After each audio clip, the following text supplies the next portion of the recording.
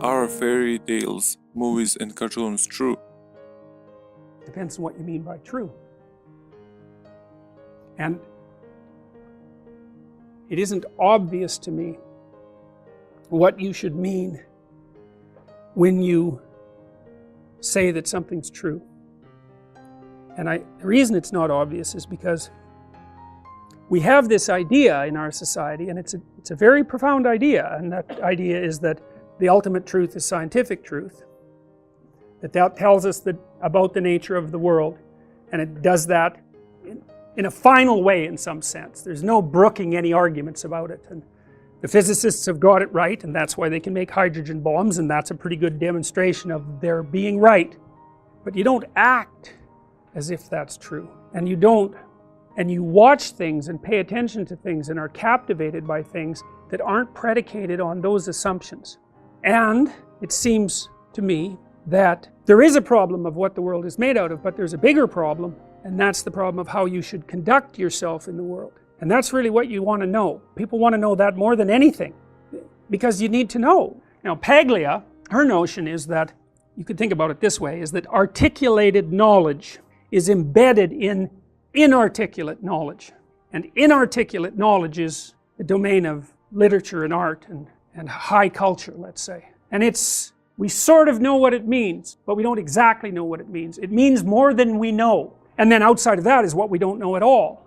And that's an idea that Jung developed as well, and maybe Paglia picked it up from Jung, because Jung believed that, there was this domain that we had mastered in every domain, and then there was a domain outside of that which you could think of as unexplored territory, and what we met unexplored territory with was our creative imagination. And that what we were trying to do with our creative imagination is to figure out how to deal with that unexplored territory. We were producing dramas that we could act out that would help us deal with what we still hadn't mastered. And then outside of that, there's just what we don't know at all. So, you say that stories are nested inside us? Human beings have a central narrative, and that central narrative is the dramatic expression of the necessary human system of values, and that's built into us. It's part of our nature. We have a nature as human beings. Paglia has this idea that the reason that you come to university and you study the humanities, or the proper reason if you do that, is not to engage in premature and destructive criticism of something that you don't even yet understand, but to learn as much as you can about art and literature and poetry and drama and fiction and religious thinking. What is all that? It's art. It's culture. Music belongs in that category. It's an invitation to a drama. Now then the question might be, well, is the drama real?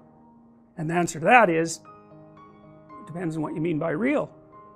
I think that great dramas are more real than real.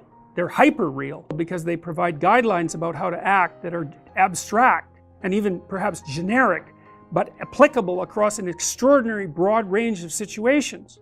So imagine this, you get up in the morning, you do a bunch of things, and someone asks you what you're doing, what you did, and you tell them, well, the first thing I did this morning was open my eyes, and the second thing was think about whether I wanted to go back to sleep, and then, I took off my blankets, and then I put my feet on the floor, and then I stood up, and I was blinking while I was doing all this, and I was also breathing, and then, I looked for my clothes. And you really want to listen to that guy? You don't want to listen to that guy. It's like, why are you telling me that? I want you to tell me something interesting. Well, what is it that's interesting? And why isn't that interesting? It's not obvious. So then imagine the guy actually tells you a pretty good story, a little adventure. Probably he was doing something normal, something unexpected happened. He had to conjure up some new responses, and he either settled the problem or didn't settle the problem. Yeah, you're interested in that, especially if he settled the problem, because if he can tell you how, when he encountered some unexplored territory, he was able to sew it back together, then maybe you can do that when that thing happens, and that's pretty cheap wisdom for you.